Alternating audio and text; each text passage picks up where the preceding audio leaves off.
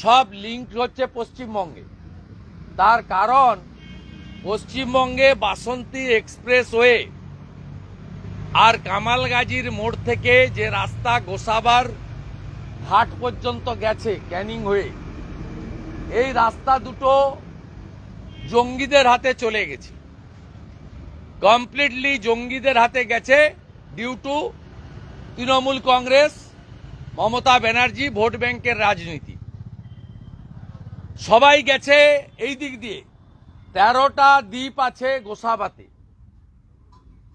একটা দ্বীপে বিএসএফ এর একটা ক্যাম্প আছে, বাকি কোথাও কেউ নেই। ভাষা, পোশাক, খাদ্যাভ্যাস এরা ফিশারম্যানদের সঙ্গে মিশে গোসাবার দ্বীপগুলো থেকে হয়ে নয় ক্যানিং, বারুইপুর, কামালগাজী হয়ে ভারতে ঢুকে পড়ছে, অথবা বাসন্তী এক্সপ্রেস হয়ে সায়েন্স সিটি দিয়ে ভারতবর্ষে ছড়িয়ে পড়ছে।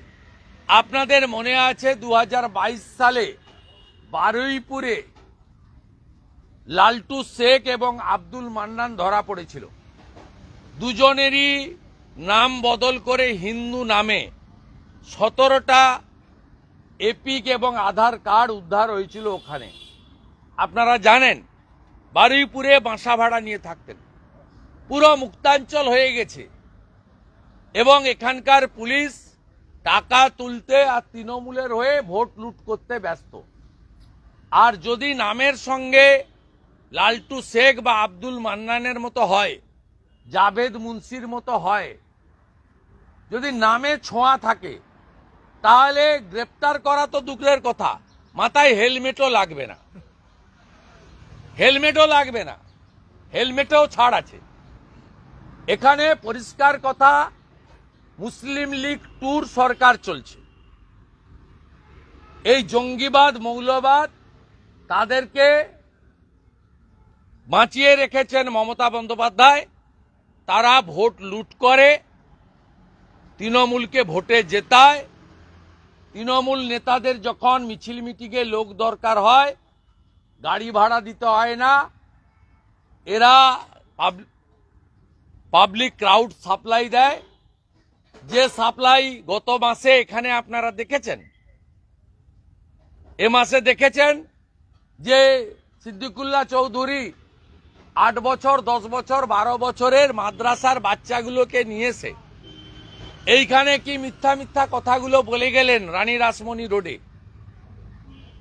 কিভাবে ওয়াকফ অ্যামেন্ডমেন্ট বিল নিয়ে অপ্রাপ্ত বয়স্ক, ভোটার লিস্টে নাম উঠেনি, ছোট ছোট বাচ্চাদের মধ্যে বিষ ঢুকিয়ে দিয়ে গেলেন ওখানে সভা করে। এগুলো দেখার পরেও আপনারা বললে কি হবে? গোটা ভারতবর্ষটাকে নষ্ট করছে মমতা ব্যানার্জি, তৃণমূল কংগ্রেস এবং তার সরকারের যে আসল মুখ সিদ্দিকুল্লাহ চৌধুরী, ফিরহাদ হাকিম, জাভেদ খান, আরাবুল, শকত, জাহাঙ্গীর, শাহজাহান, লিটন, খালেক, কত নাম আমি বলবো। এই মডেল পশ্চিমবঙ্গকে ধ্বংসের কিনারায় নিয়ে যাচ্ছে। পশ্চিমবঙ্গে যারা এখনো সেকুলারিজমের নামে লক্ষ্মীর ভাতার লোভে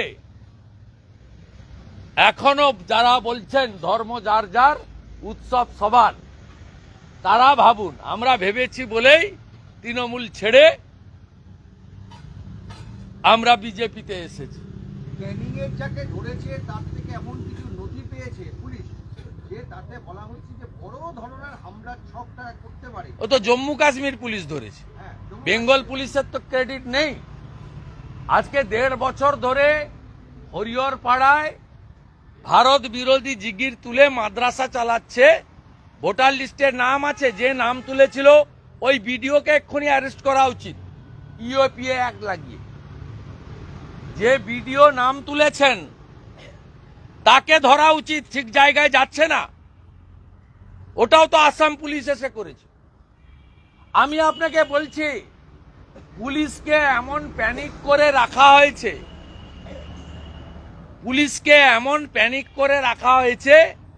তারা একটি নির্দিষ্ট কমিউনিটির লোক যদি হয়, তার নামে যদি সেই পরিচয় হয়, টাচ করতে পারবে না। আপনি যে কোনো রাস্তায় যাবেন, আপনার হেলমেট লাগবে। যে বিশেষ জনগোষ্ঠীর যারা 2 কোটি ভোট মমতা ব্যানার্জিকে দিয়েছে লাস্ট লোকসভায়, 2,75,00,000, 40 লক্ষ ছাপ্পা, আর 2 কোটি আছে ওদের ভোট, তাদের হেলমেটও লাগে না। হাসিনাকে ফেরত চেয়েছে বাংলাদেশ সরকার, কি বলবেন? কাজ নেই তো খই ভাজ। আমার মনে হয় ভারত সরকার ওই চিঠিটা ডাস্টবিনে ফেলে দিয়েছে। কারণ ভারতবর্ষের ইতিহাস জানে না এই নাবালক উপদেষ্টারা। এই সুদখোর মোল্লা ইউনুস এ জানে না ইতিহাস। ভারতবর্ষ শেখ মুজিবকে শেল্টার দিয়েছে। ভারতবর্ষ এর আগে মুজিব সাহেবের পুরো পরিবারকে শেল্টার দিয়েছে। ভারতবর্ষ, এরা তো পাতি, চীনের মতো শক্তিশালী দেশ, তার রক্তচক্ষুকে ভারতবর্ষ ভয় করেনি। গুরুদেব দলাই লামাকে ভারতবর্ষ শেল্টার দিয়েছে। চীনের চোখ রাঙানি করেনি। এ তো আমি বললাম না, রাফেল তো দূরের কথা, রাফেলের আওয়াজে পালাবে। এদেরকে কেউ কাউন্টই করে না, মশা মাছি। হেঁটে গেলে মারিয়ে নিয়ে চলে যাব আমরা। কলকাতা শহরে যে গার্বেজটা আজকে সকালে উঠেছে, ওটা যদি কার্গো প্লেন আমাদের এত আছে, আমরা উপরে নিয়ে গিয়ে শুধু ঢাকনাটা খুলে দিই, মোল্লা ইউনুস সহ গোটা ঢাকা চাপা পড়ে যাবে।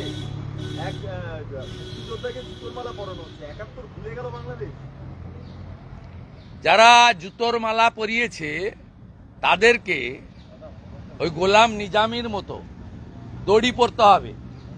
আমি আজকে বলে গেলাম, এই রাজাকারের নাতিদের অবস্থা কি হয় শুধু দেখতে থাকুন। এরা অতীত থেকে শিক্ষা নেয়নি। বাংলাদেশের মুক্তিযোদ্ধার চেতনা এবং আবেগ যারা অস্বীকার করবে, তাদের কপালে জুতোর মালা নয়, গোলাম নিজামীর মতো দড়ি অপেক্ষা করছে।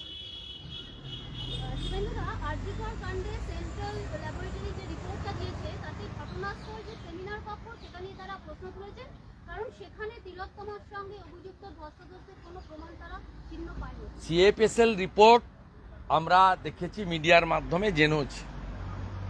আমার বিশ্বাস এই মামলা তো পরিবার বা কেউ যায়নি, রাজ্য সরকারও যায়নি সুপ্রিম কোর্টে।